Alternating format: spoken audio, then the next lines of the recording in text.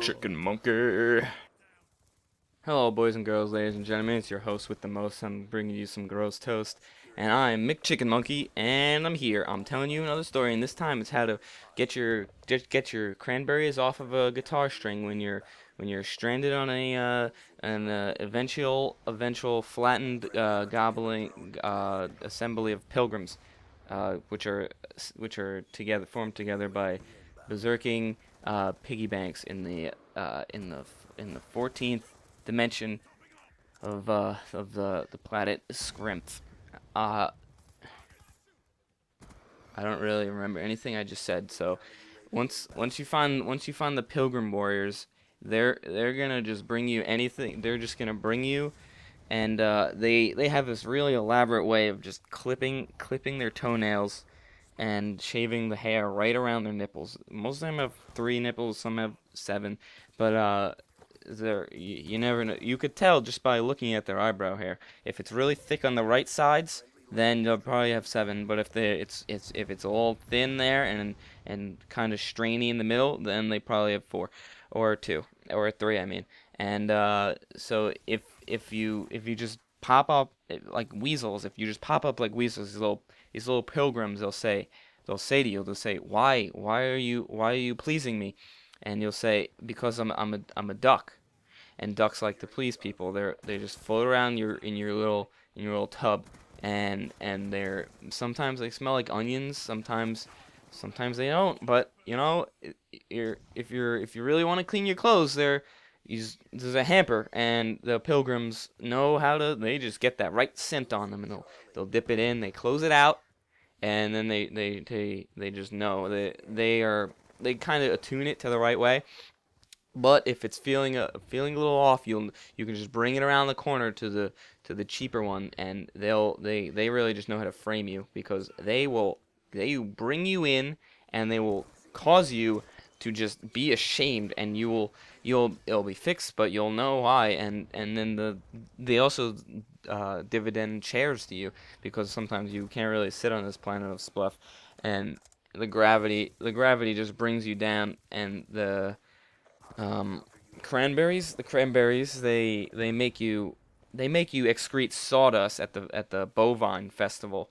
But eventually there's a habitual piece of this little cranberry skin that disobeys the conflict, and it just absolutely disorients you and causes you to go insane. So if that happens, you'll have to grab a firearm near the Gulf of Mexico. And the Gulf of Mexico, if you don't know, it's uh, 72 latitude north and 65 west.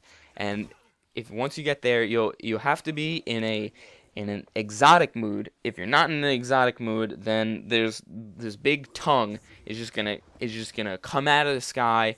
It's just gonna come out of the sky and just slump you up, and then you just get licked, and that doesn't work. So if you're in this exotic mood, you'll walk there, you'll see it, the Gulf of Mexico, and there's this big old shack, and it's 6 stories high, but you'll inside there's just a firearm, and you have to walk past a freezing boardroom, and there's a general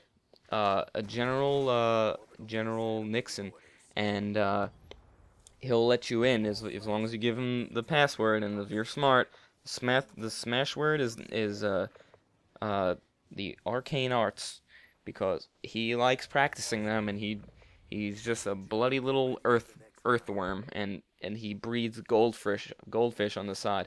And why were we getting this firearm? I don't really remember, but uh, just you'll get the firearm, and then boom, there's a prophet. He will prophesize you, and he's wearing gigantic plaid jorts, and his mustache is just so distracting right now. It's diminishing my.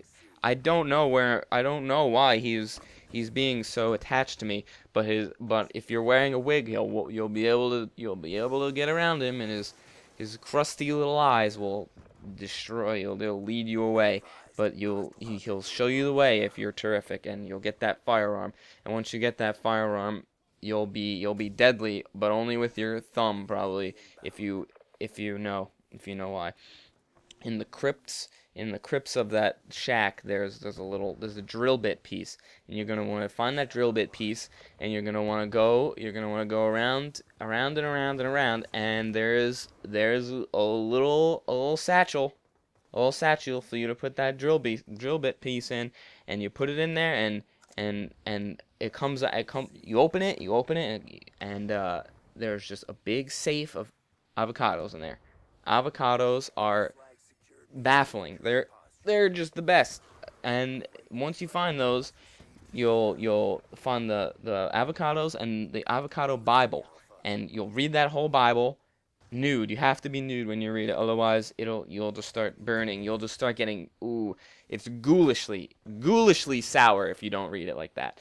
So so um so if I mean, most avocados are just, they don't have any friends. So if you befriend them and you have your firearm, you're all powerful, and you'll go and you'll be controversial, but most people will probably like you, including bloodlusting baboons, because their knuckles they just get chewed on all the time, and these baboons usually live on the harbor near the factory, and if they're from royalty, then they'll be dazzling, but if they're mutant, then they might be elastic, because you never know.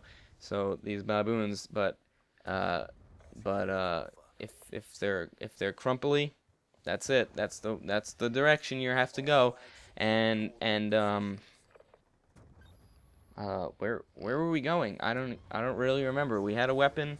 There was something. Baboons came up and they started moaning, and there's my wife is just a piece of concept art, and then you'll find this big ol' puddle, and it's a puddle of fluid. It's this nasty penguin fluid, and they literally, these penguins, they're not male or female. They're not both. They're just sexless. You don't know what they are. They're just there, and just there's this fluid from them in this puddle, and the only way is to lick it up, and that's how you escape. This has been a McChickenMonkey production. I'll see you guys next time. McChickenMonkey out. McChickenMonkey!